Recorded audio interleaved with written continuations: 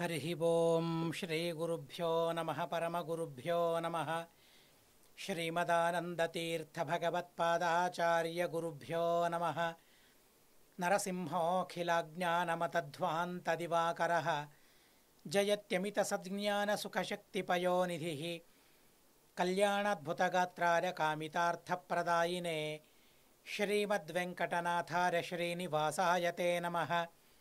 व्यासाय भवनाशाय श्रीशाय गुणराशये हृद्याय शुद्धविद्याय मध्वाय च नमो नमः। नौमिन्याय सुधादिकर्जरमुनीन् श्रीपादराट्सन्मणीन् व्यासार्यान् विविधागमब्धिविहरान् श्रीवादिराजानपि वन्दे हंसवरान् रघूत्तमगुरून् वैदग्ध्यवारां निधीन् श्रीसत्यव्रतराघवेन्द्रमुनिपान् सद्बोधसध्यानपान् सत्याभिज्ञकराब्जोत्थान् पञ्चाशद्वर्षपूजकान् सत्यप्रमोदतीर्थार्यान् नौमिन्यार्यसुधारतान् शास्त्रेषु पारदृश्वानं शास्त्रज्ञेषु च वत्सलं दीनभक्तोद्धारकरं सत्यात्मानं गुरुं भजे। विद्यापीठविधातारं विद्यावारिधिचन्दिरं विद्यार्थिवत्सलं वन्दे महामहिमसद्गुरुं नारायणार्य परिपूर्णगुणर्णवार्य विश्वोदरस्थितिलयोन्नियतिप्रदाय ज्ञानप्रदाय विबुधासुरसौख्यदुःखसत्कारणाय वितताय नमो नमस्ते। नारायणं सुरगुरुं जगदेकनाथं भक्तप्रियं सकललोकनमस्कृतं च त्रैगुण्यवर्जितमजं विभुमाद्यमीशं वन्दे भवघ्नममरासुरसिद्धवन्द्यं। नारायणं नमस्कृत्य नरं चैव नरोत्तमं देवीं सरस्वतीं व्यासं ततो जरमुदीरयेत्। स्वस्त्यस्तु हरिः ओं हरिः ओं हरिः ओं। మహాభారతములో ఆది పర్వములో హిడింబ వధ పర్వం సమాప్తమయ్యింది. 175 అధ్యాయాల వరకు సంపన్నమయ్యాయి. ఆ తరువాత 10వ పర్వం, ఆది పర్వంలో మొదటి పర్వంలో 10వ ఉపపర్వం బకవధ పర్వం. ఆ బకవధ పర్వం ప్రారంభమవుతోంది. ఇక్కడ కూడా భీమసేన దేవుల వారి అత్యద్భుతమైన పరాక్రమాన్ని ఈ బకవధ పర్వం వర్ణిస్తూ ఉంది. జనమేజయుల వారు ఉపదేశిస్తూ ఉన్నారు. ఏకచక్రాం చెబుతున్నారు, ప్రశ్నిస్తూ ఉన్నారు. ఏకచక్రాం గతాస్తేస్తు కుంతీపుత్ర మహారథాః అతమూర్ధ్వం ద్విజశ్రేష్ఠ కిమ కుర్వత పాండవాః. వేదవ్యాసదేవుల వారు పాండవుల్ని నిరంతరం సంరక్షిస్తూ ఉన్నారు. ఎప్పటి వరకు పాండవులు రాజ్యంలో ఉన్నారో, హస్తినావతిలో ఉన్నారో, హస్తినావతిలో ఉన్నంత వరకు కృష్ణుని సన్నిధానం. కృష్ణుడొచ్చి పాండవుల్ని పరామర్శిస్తూ ఉండాలి. పాండవులు అడవికి వెళ్ళిన తరువాత ఆ అడవిలో వేదవ్యాసదేవుల వారు కూడా నిరంతరం పరామర్శిస్తూ ఉన్నారు.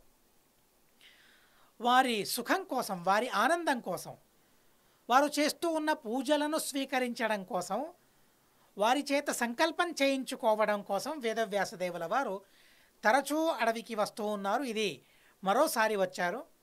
మరోసారి వచ్చి ఆ పాండవుల్ని ఏకచక్ర నగరానికి తీసుకొని వెళ్ళారు. ఇవన్నీ చూడండి, దృష్టాంతాలే.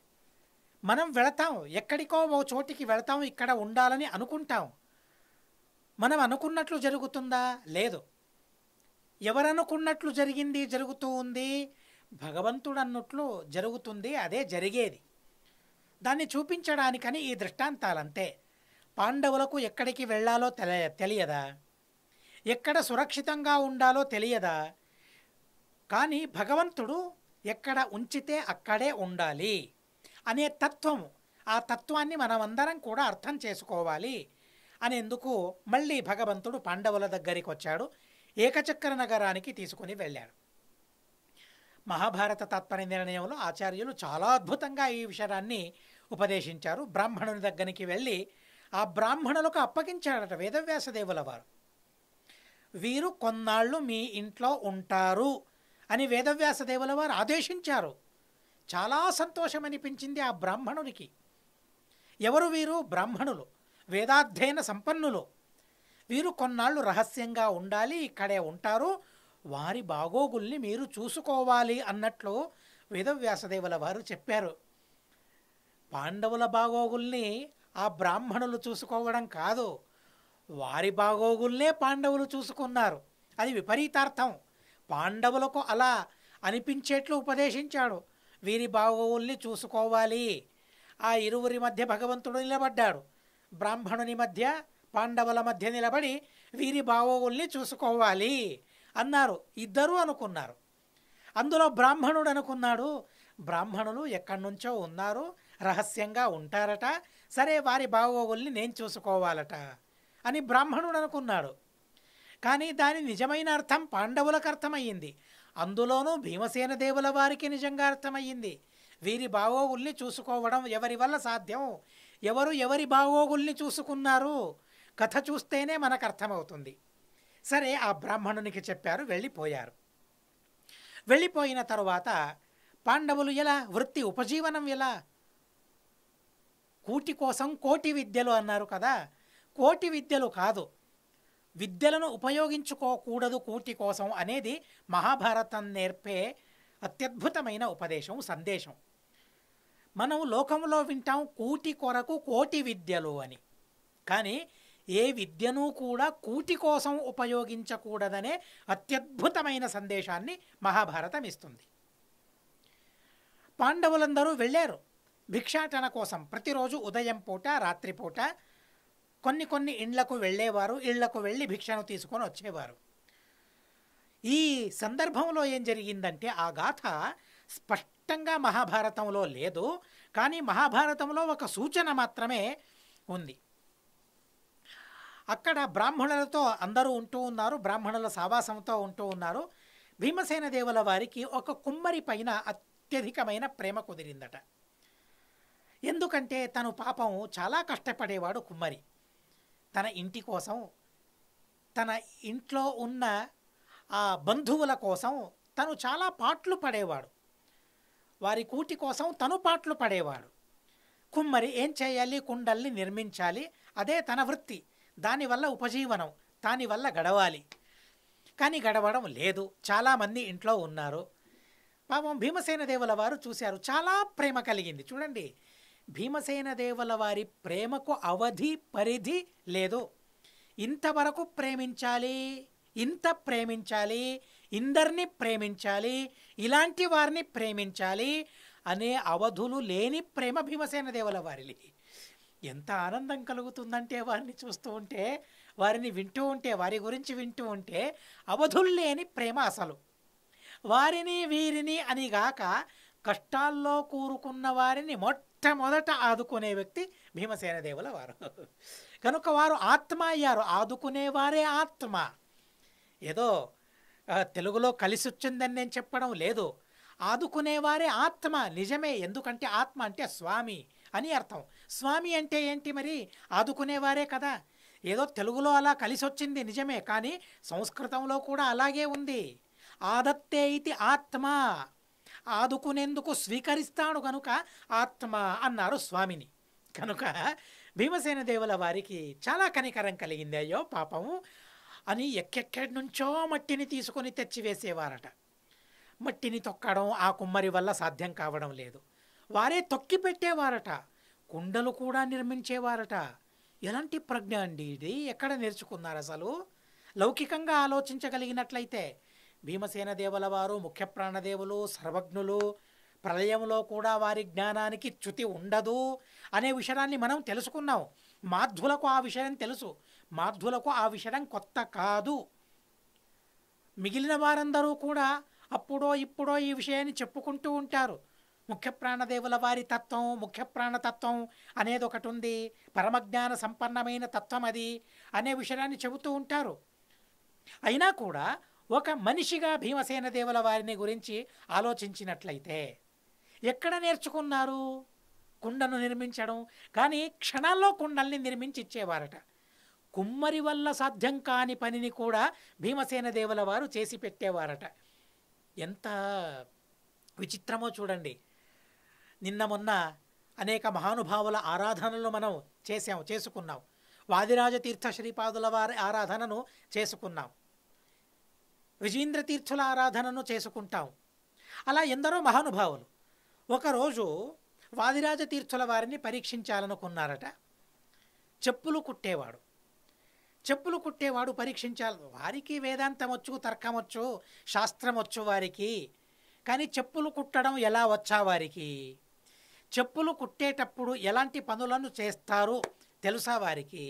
పరీక్షించి ఈ విద్యలో వారికి పరిణతి లేదు అని అనిపించాలి అనుకున్నాడట తను. అనుకుని చెప్పాడట, సరే మీ విద్యలు మీకొచ్చు, మా విద్యలు మాకొచ్చు, మా విద్యలు మీకు రావు, మీ విద్యలు మాకు రావు, సమమే కదా అని తను చెప్పాడట. తన ఆ లాజిక్ ఏదైతే ఉందో, తన యుక్తి ఏదైతే ఉందో వాదిరాజతీర్థ శ్రీపాదుల వారికి చాలా నచ్చిందట. అవురా అనుకున్నాడు. కానీ నాకు కూడా ఇలాంటి ప్రసంగం ఒకటి జరిగింది. నేను చాలా చిన్నవాడినప్పుడు మొదటిసారి విద్యాపీఠానికి వెళ్ళి తిరిగి ఇంటికి వెళ్ళాను. తిరిగి ఇంటికి వెళ్ళినప్పుడు నా పెదనాన్న మనువడు, నాకు వరుసకు కొడుకు, తను తన ఇంట్లో పనిచేసే ఒక మస్జిద్ అనే ఒక వ్యక్తి ఉండేవాడు. తురుష్కుడు మస్జిద్ అని చాలా చక్కగా సేవ చేసేవాడు. ఎక్కడుండి సేవ చేయాలో తెలుసుకున్నవాడు, చాలా మంచివాడు. తనతో చెప్పాడు, ఓ ఎవరో తెలుసా, తను సంస్కృతం నేర్చుకున్నాడు అన్నాడు. అన్న తరువాత నాకు ఇంకా గుర్తుంది అతని మాటలు, ఆ చెవుల్లో పొడుస్తూ ఉంటాయి ఆ మాటలు. అరే తనకు సంస్కృతం వస్తే నాకు ఉర్దూ వచ్చు, తనకు ఉర్దూ వచ్చా? లేదే, నాకు సంస్కృతం రాదు, తనకు ఉర్దూ రాదు, ఏంటి వ్యత్యాసం అన్నాడు. చాలా రోజుల వరకు నా మనసులో ఆ మాట నా మనసును తొలుస్తూ ఉంది. నా మనసులో చాలా బాధ పెట్టింది. అదేంటి అలా అనేశాడే, అయితే మేము చదివిందంతా వ్యర్థమా?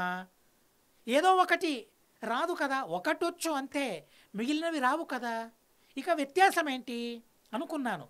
కానీ ఎప్పుడైతే ఆ శాస్త్రాభ్యాసం అధికమవ్వసాగిందో అప్పుడు నేను ఆ విషయాన్ని తెలుసుకున్నాను.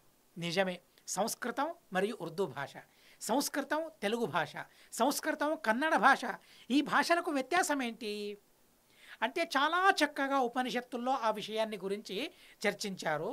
ఈ సంస్కృతం ఏదైతే ఉందో ఈ భాష, ఇది నిత్య భాష అట. ఇది నిత్యమైన ఈ భాషను ఎవరైతే అధ్యయనం చేస్తారో, నిత్యమైన ఈ భాషను అర్థం చేసుకోవడం వల్ల, ఈ భాషను అధ్యయనం చేయడం వల్ల మిగిలిన భాషల్ని చదివితే ఏ ఫలం దక్కుతుందో ఆ ఫలం సంస్కృత భాష వల్ల మాత్రమే సంపన్నమవుతుంది. అది ఎలా? చాలా వివరణ సాపేక్షమైనది. కనుక ఈ ఇంత విషయాన్ని మీరు తెలుసుకోండి. పరభాషల వల్ల, పరభాష అంటే పరకీయుల భాష, పాశ్చిమాత్యుల భాష అని నేను చెప్పడం లేదు. సంస్కృతం కన్నా మిగిలిన భాషలన్నీ పరభాషలు. ఆ పరభాషలు నేర్చుకోవడం వల్ల పరతత్వం గురించి మనం తెలుసుకోవడం సాధ్యమా? లేదే. పరతత్వం గురించి మనం తెలుసుకోవాలంటే పరభాష అంటే ఉత్తమమైన భాషను మనం అధ్యయనం చేయాలి. ఎందుకంటే ఆ భగవంతుని గురించి, పరమాత్ముని గురించి చెప్పిన భాష ఏది? సంస్కృత భాష. వేదంలో ఉన్న భాష ఏది? సంస్కృత భాష. పురాణం పొందుపరిచిన భాష ఏది? సంస్కృత భాష. కనుక ఆ సంస్కృత భాషలో భగవంతుణ్ణి ఎంత చక్కగా చెప్పడం సాధ్యమో అంత చక్కగా వేరే భాషల్లో చెప్పడం సాధ్యం కాదు. కనుక ఆ భాషను నేర్చుకున్నట్లయితే మిగిలిన భాషలను నేర్చుకోవడం వల్ల ఏ ఫలం సిద్ధిస్తుందో అంతకన్నా అధికమైన ఫలం సిద్ధిస్తుంది. కనుక సంస్కృత భాషను నేర్చుకుంటే చాలు. ఎంత చక్కని మాటో! దాని గురించి విమర్శ చేయాలి. అత్యద్భుతమైన విమర్శలు ఉన్నాయి. అలాంటి భాష సంస్కృత భాష అని నేను తెలుసుకున్న తరువాత ఆ ఉర్దూ భాష వస్తే ఎంత, రాకపోతే ఎంత అని అనిపించింది. నిజమే, అందులో భగవంతుని గురించి ఉందా? లేదే. ఏ భాషలో భగవంతుని గురించిన విషయం లేదో ఆ భాషను నేర్చుకోవడం ఎందుకు? భగవంతుని జ్ఞానానికి పనికి రాని భాష పనికి మాలిన భాష, అంతే. అలా భాషను తీసేయకూడదు. నాకు తెలుసు అన్ని భాషలపైన గౌరవం ఉండాలి, ఆ విషయం కూడా తెలుసు. అన్ని భాషలపైన గౌరవం ఉండాలి అనే విషయం ఎంత వాస్తవమో సంస్కృత భాష పైన అత్యధికమైన ప్రేమ ఉండాలి, గౌరవం ఉండాలి అనేది కూడా అంతే వాస్తవమైన సంగతి. దాన్ని మనం తెలుసుకోవాలి. అసలు తారతమ్యమే లేదు అనుకోకూడదు. అన్నిట్లోనూ తారతమ్యం ఉందండి. తారతమ్యం లేని విషయం ఒక్కటి చూపించండి చాలు. ఒకే ఒక్క విషయం, ఇందులో తారతమ్యం లేదు. చూపించగలరా? లేదే. ఒకటి తరువాత ఎన్నొస్తుంది? 2. కొందరికి 2 పెద్దదైతే కొందరికి 1 పెద్దదవుతుంది. ఎలా? అది వేరే వేరే విషయం. వారికి అది తెలుసు. ఆ 1 అని ఎక్కడ రాశారో దాని ముందే మహత్వమైన విషయం ఉంటే ఆ 1కి మహత్వం ఎక్కువ. 2 అంకె ఉంది. ఆ అంకె ముందు కాస్త అల్పమైన విషయం ఉంటే ఆ 2 సంఖ్యకు విలువ తక్కువ అవుతుంది. అలా ఒక సంఖ్య ఎక్కువ, ఒక సంఖ్య తక్కువ తారతమ్యం కూడా ఎక్కడనో అన్నిట్లోనూ తారతమ్యం ఉంది. 1 చిన్నది, 2 పెద్దది, 100 మరింత పెద్దది, 1000, 10,000, కోట్లు. డబ్బులు విషయంలో 1 గొప్పదా, 2 గొప్పదా? డబ్బు విషయంలో 2 కదా పెద్దది. డబ్బు విషయంలో 1 పరబ్రహ్మ తనొక్కడే, రెండోది లేదు. 2వ సంఖ్యకు విలువ లేదక్కడ. భగవంతుడే సర్వోత్తముడు, తనొక్కడే. కాబట్టి ఒక్క సంఖ్యకే అక్కడ ఆధిక్యం ఉంటుంది. ఇలా ఒక్కో ఉద్దేశంతో ఒక్కో తాత్పర్యం ఉన్నప్పుడు ఒక్కొక్క సంఖ్య అధికమవుతుంది, ఒక్కో సంఖ్య తక్కువ అవుతుంది. సరే, తారతమ్యం అంటూ ఉంది కదా. తారతమ్యం లేని విషయమే ప్రపంచంలో లేదు. చాలా అత్యద్భుతమైన విషయం ఇది. అధ్యయనం చేద్దాం దీని గురించి. కావలిస్తే చదువుకుందాం, ఆలోచిద్దాం, పదును పెడతాం, బుద్ధిని పదును పెడదాము, మనస్సుని పదును పెడదాం. అవునా, తారతమ్యం లేని విషయం లేదా? ఇందులో లేదు, చూపెట్టడానికి ప్రయత్నిద్దాం. కనుక చాలా చక్కగా ఈ విషయాలను మనం తెలుసుకోవాలి. చాలా చక్కని విషయాలు ఇవన్నీ కూడా. అలా ఆ భీమసేన దేవుల వారు అక్కడికి మనం రావాలి. భీమసేన దేవుల వారు ఆ కుమ్మరి పైన ఎంత అద్భుతమైన ప్రేమను కనబరచారంటే చాలా అద్భుతమైన ప్రేమను కనబరిచారు. ఎక్కడి నుంచో మన్ను తీసుకొని వచ్చేవారు, మట్టిని తీసుకొని వచ్చేవారు, మట్టిలో నీళ్లు వేసి తొక్కేవారు. తొక్కడం మాత్రమే కాదు, కడవలను చేయడం కూడా తన వల్ల సాధ్యం కాదు. క్షణంలో కడవలను చేసి పెట్టేవారు భీమసేన దేవుల వారు. ఇలాంటి ప్రసంగం ఓ కథ మహాభారతంలో లేదు, మహాభారతంలో సూచితమైనది. ఓ సందర్భంలో ఏం జరిగిందంటే, ప్రహసన్ భీమసేనార్య విస్మితస్తస్య కర్మణ. చాలా చక్కగా మహాభారతం మనకు చెబుతుంది. కుంభకారమతోషయత్ తస్యాద్భుతం కర్మ కుర్వన్ మృద్భారం మహదాదదే మృద్భారైష్యత సాహస్రై కుంభకారమతోషయత్. ఆ కుంభకారుని ఇంట్లో ఉండి భీమసేన దేవుల వారు అతి మహత్తైన, ఎవరికీ సాధ్యం కాని పనిని భీమసేన దేవుల వారు చేశారట. చాలా అద్భుతంగా ఆ విషయం మనకు మహాభారతం చెబుతుంది. ఎవరికీ సాధ్యం కాని ఒక మహత్తరమైన పనిని భీమసేన దేవుల వారు చేశారు. విస్మితస్తస్య కర్మణ. భీమసేన దేవుల వారి పనిని చూసి విస్మయం కలిగిందట ఆ కుంభకారునికి, ఆ కుమ్మరికి. చూడండి, కుమ్మరి పదాన్ని గమనించండి. కుంభకార సంస్కృత పదం. కుమ్మరి, కుంభకార, కుమ్మకార, కుమ్మరి. ఎలా ఆ శబ్దం తెలుగులోకి వచ్చిందో చూడండి, వికృతమయ్యిందో చూడండి తెలుగులోకి వచ్చేంత వరకు. కుంభకారునికి చాలా ఆశ్చర్యం కలిగించే ఒక పనిని భీమసేన దేవుల వారు చేశారట. ఏంటా పని? తాత్పర్య నిర్ణయంలో శ్రీమదాచార్యులు చాలా చక్కగా చెప్పారు. విస్తారంగా మళ్ళీ మీరు అక్కడే వినాలి. సంక్షేపంగా చెప్పాలంటే, ఓ సందర్భంలో ఆ కుమ్మరి ఇంటి చుట్టూ అగ్ని రాజుకుందట, నిప్పు రాజుకుంది. అన్నీ కాలిపోతూ ఉన్నాయి, వృక్షాలన్నీ కాలిపోతూ ఉన్నాయి. ఇక కాసేపట్లో ఆ కుమ్మరి ఇల్లు కూడా దహనం అవ్వాలి.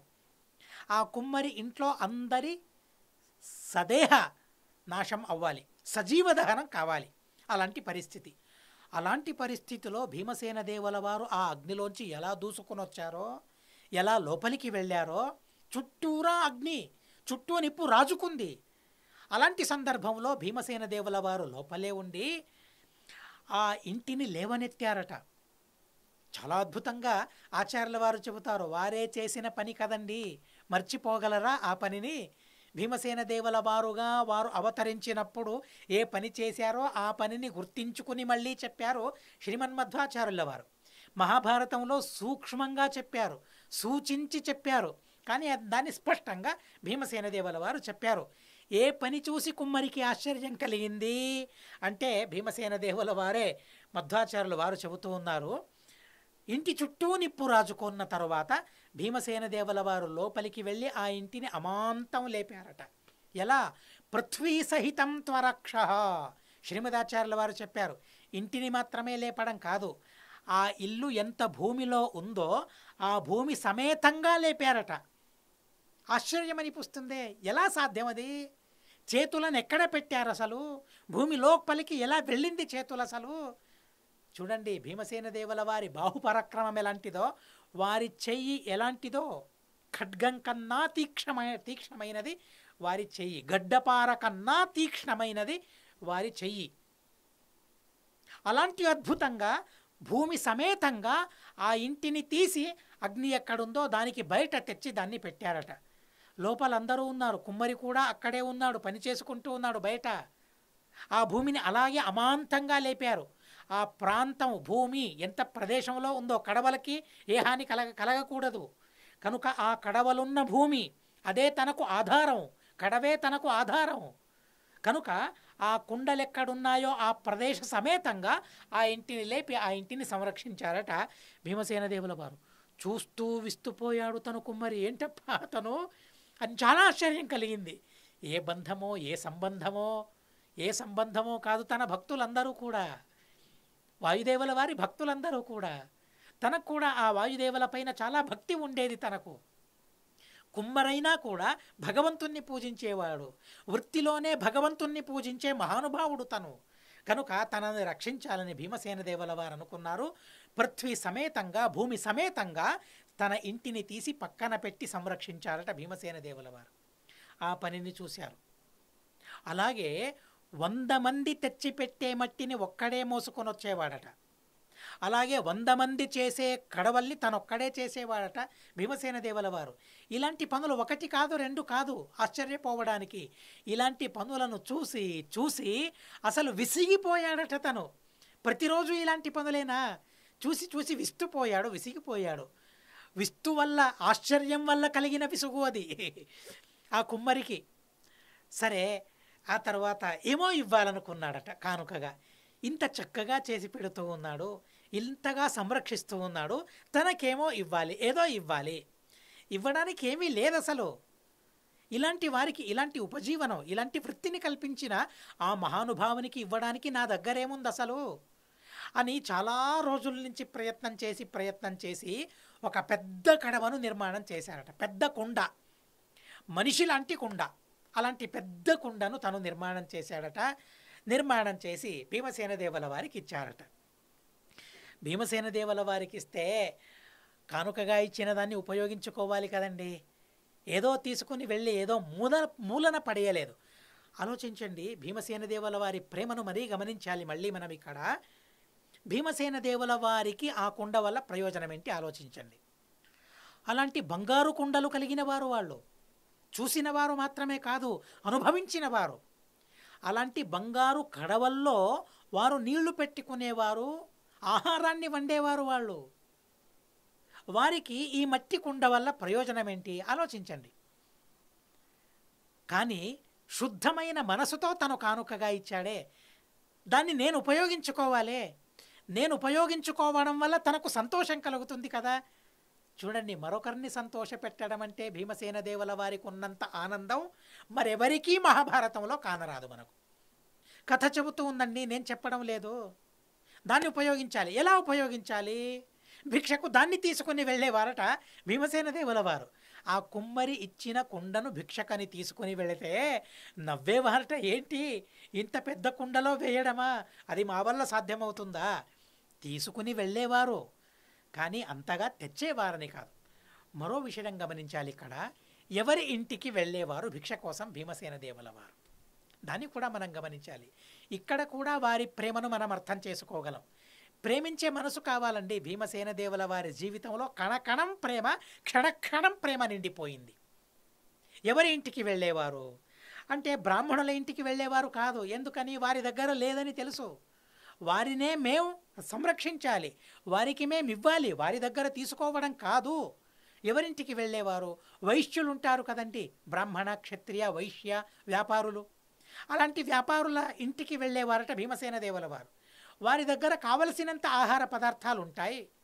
వారు అందరినీ సంరక్షించగలరు వారు అనుకుంటే, కానీ ఎవరూ ముందుకు రావడం లేదు. కనుక వారికి తగిన గుణపాఠం చెప్పాలని భీమసేన దేవుల వారు అనుకున్నారు. వైశ్యుల్లో కూడా చాలా మంచి మంచి వాళ్ళు ఉన్నారు, లేదనడం లేదు నేను. కానీ అప్పట్లో భీమసేన దేవుల వారు ఎలాంటి వైశ్యుల ఇంటికి వెళ్ళేవారు? లోపల ఎవరికి ఇవ్వకూడదు, నేనే సంరక్షించుకోవాలి అనే భావన ఎవరిలో ఉందో వారి ఇంటిని కనిపెట్టి వెళ్ళేవారట భీమసేన దేవుల వారు. వెళ్ళి అడిగేవారు కాదట.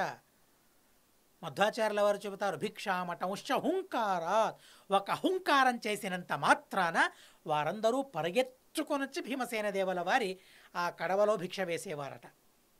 అలా చూడండి, వారి ద్వారా భయానో నయానో మంచి పనిని చేయిస్తే దానివల్ల వారికే మంచిది. మనం పిల్లల్ని ఎందుకు భయపెట్టడం అని మనం అనుకుంటాం. తనే సంధ్యావందనం చేస్తే మంచిది, నేనెందుకు భయపెట్టి చేయించాలి అని మనం అనుకుంటూ ఉంటాం. కానీ అలా అనకూడదు. నయానో భయానో మంచి పనిని చేయిస్తే దానివల్ల వారికే కదా మంచిదవుతుంది. మనకు తల్లిదండ్రులకు మంచి జరగాలని మన కోరిక ఉంటుందా? లేదండి, ఉండకూడదు. వారికి లాభం కావాలి, వారికి మంచి జరగాలి. ఏదో నా జీవితం అలా గడిచిపోయింది, ఇకపైన తనే కదా బ్రతికేవాడు, తను మంచిగా బ్రతకాలి, తన జీవితం సమృద్ధం అవ్వాలి, ధర్మ సమృద్ధి తన జీవితంలో ఉండాలి అని తల్లిదండ్రులు కోరుకోవాలి. అలా కోరుకోవాలంటే నయాన్నో భయాన్నో మంచి పనిని వారి చేత చేయించాలి. ఆ పనిని చేయించారు భీమసేన దేవుల వారు. ప్రేమించేవాళ్ళు గుడ్డివాళ్ళు అని కొందరంటారు. అవును, అది నిజమే. ప్రేమించేవాళ్ళు గుడ్డివాళ్లే, గుడ్డిగా ప్రేమిస్తారు. అందుకే గుడ్డి ప్రేమ అనే మాటను కూడా మీరు వినే ఉంటారు. గుడ్డి ప్రేమ అంటే ఏంటి? గుడ్డిగా ప్రేమించడమా? అవును, అలాగే ప్రేమిస్తాం మనం. ఏదో చిన్ని బాధ కలుగుతుందనే ఉద్దేశంతో ఏకాదశి చేయకరానన్న ఈరోజు నువ్వు బాధ కలుగుతుంది అని అంటాం. ఇది ఇలాంటి ప్రేమ ఆలోచించండి. తాత్కాలికమైన క్షణికమైన గుడ్డి ప్రేమ ఇది.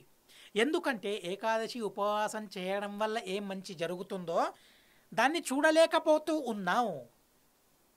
ఎవరైతే చూడలేకపోతారో వారే కదా గుడ్డివాళ్ళు. ఆ ప్రేమ కదా గుడ్డిది. కనుక నేను ఏకాదశి ఉపవాసం చేస్తానంటే దానివల్ల దైహికమైన బాధ కాస్త కలుగుతుంది. ఆ బాధను చూడకుండా అక్కడ గుడ్డివాళ్ళు కావాలి మనం. ఆ బాధను చూడకుండా ఏకాదశి ఉపవాసం చేయడం వల్ల ఎలాంటి లాభం, ఎలాంటి అత్యద్భుతమైన పుణ్యం కలుగుతుందో ఆ పుణ్యాన్ని కళ్ళు చూడగలగాలి. అంటే తను కళ్ళున్నవాడు, తనది నిజమైన ప్రేమ, కళ్ళు తెరిచిన ప్రేమ, తెరిపించే ప్రేమ. కనుక గుడ్డి ప్రేమ ఉండకూడదు. భీమసేన దేవుల వారి ప్రేమ గుడ్డిది కాదు. ఎందుకనో వాళ్ళు వేయడం లేదు, హుంకారం చేశారు. వాళ్ళ ద్వారా భిక్షను స్వీకరించాడు. ఎంత పుణ్యం కలిగిందో చూడండి. భీమసేన దేవుల వారు రాజస తామసుల వారి ఆహారాన్ని అస్సలు స్వీకరించరు. మంచి వాళ్ళ ఆహారాన్నే స్వీకరిస్తారు. కానీ వారు వేయడం లేదు. జిపుణతనం. కనుక ఏం చేశారు? భయపెట్టారు. భయపెట్టి ధర్మం చేయించారు భీమసేన దేవుల వారు. వారు మాత్రమే ధర్మం చేసేవారు కాదు. వారి ధర్మ ప్రేమ ఏంటో మీరు విన్నారు. కానీ ధార్మికుల పైన వారి ప్రేమ ఎలాంటిది? గుడ్డి ప్రేమను అస్సలు ఎవరిపైన కూడా చూపించలేదు భీమసేన దేవుల వారు. పెదనాన్న పైన కూడా అలాంటి గుడ్డి ప్రేమను చూపించలేదు. నిఖార్సైన మనిషి, నిష్కృష్టంగా చెప్పే మనిషి. ఏక్ మార్ దో తుకడా అంటారు కదండి, అలా తన మాటలు ఉంటాయి. కానీ ఆ మాటల్ని సరిగ్గా అర్థం చేసుకుంటే ఆ మాటల్లో ఎంత ప్రేమ ఉందో తెలుస్తుంది. భయంతో ఆ వైశ్యులందరూ కూడా భిక్షను వేశారు.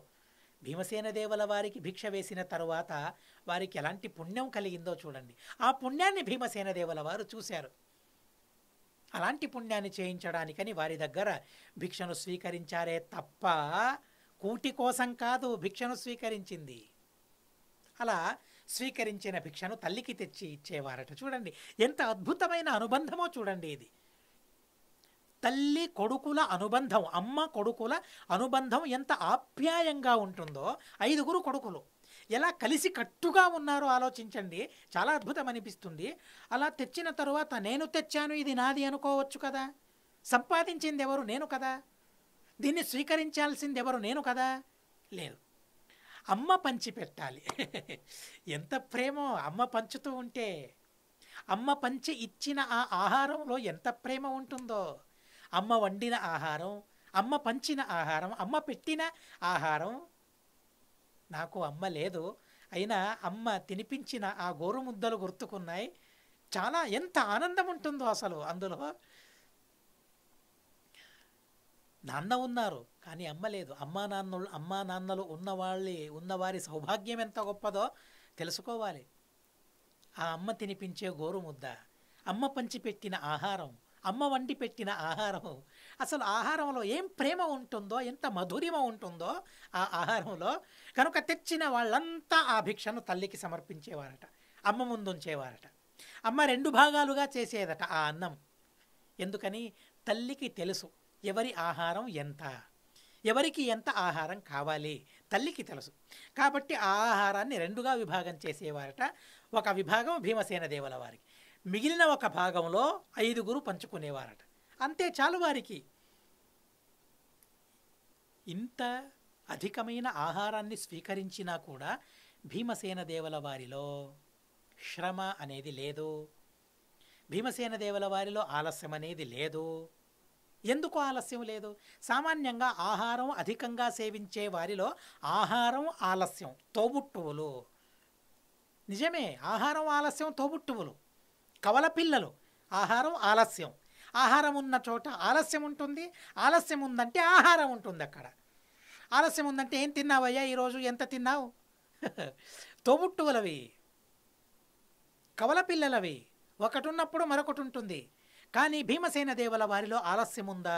అంత ఆహారం స్వీకరించాడు కదా, ఆలస్యం ఉందా? మహాభారతం అంటుంది, సనాశితశ్చ భవతి కళ్యాణన్న భుజిపురా. భీమసేన దేవుల వారు అంత ఆహారాన్ని స్వీకరించినా కూడా ఆ ఆహారం వారికి తక్కువే అయ్యింది. మరో భీమసేన దేవుల వారి గురించి చెప్పారు, దాన్ని వివరంగా చెప్పాలి. కళ్యాణాన్న భుజిపుర. కళ్యాణమైన, కమనీయమైన, మధురమైన, మంగళమైన ఆహారాన్ని మాత్రమే భీమసేన దేవుల వారు స్వీకరించేవారు. అకల్యాణమైన, అమంగళమైన ఆహారాన్ని ఏ రోజూ కూడా భీమసేన దేవుల వారు స్వీకరించలేదు. విహితమైన, శుద్ధమైన, పరిశుద్ధమైన ఆహారం వల్ల ఆలస్యం అనేది ఉండదుగాక ఉండదు. అపరిశుద్ధమైన ఆహారం వల్ల, అస్తవ్యస్తమైన ఆహారం వల్ల, అధికమైన ఆహారం వల్ల ఆలస్యం. భీమసేన దేవుల వారి ఆహారం ఎలాంటిది? కళ్యాణమైన అన్నం భీమసేన దేవుల వారిది, అంతే తప్ప అకల్యాణమైన అన్నం కాదు. సరే, కళ్యాణమైన అన్నం స్వీకరించేటప్పుడు మనసు కళ్యాణంగానే ఉంటుందే తప్ప అకల్యాణంగా ఎలా మారుతుంది? కనుక భీమసేన దేవుల వారి ఆహార పరిశుద్ధి ఎలాంటిదో ఈ మాట మనకు చాలా చక్కగా చెబుతుంది. ఈ అధ్యాయం సమాప్తం చేయాలనుకున్నాను, కానీ భీమసేన దేవుల వారి ఆ ఆహార క్రమం, పరిశుద్ధమైన ఆహారం ఎలాంటిదో అనే విషయాన్ని తెలుసుకుని ఇక మిగిలిన విషయాన్ని మళ్ళీ రేపు స్వచ్ఛందంగా చెప్పుకుందామని చెబుతూ అస్మద్ గురువంతర్గత తాత్విక దేవతాంతర్గత భారతీ రమణ ముఖ్య ప్రాణాంతర్గత శ్రీకృష్ణార్పణమస్తు. అక్షరం కర్మ రస్మిన్ పరే స్వర్పితం ప్రక్షరం యాంతి దుఃఖాని యన్నామతః అక్షరోజో అజర సర్వదేవామృతః కుక్షిగం యస్య విశ్వం సదా అజాధికం ప్రణరామో వాసుదేవం దేవతామండలాఖండమండనం. హరి ఓం హరి ఓం హరి ఓం అనేన భావయత్పుణ్యం అవాప్నోతు గురుర్మమ.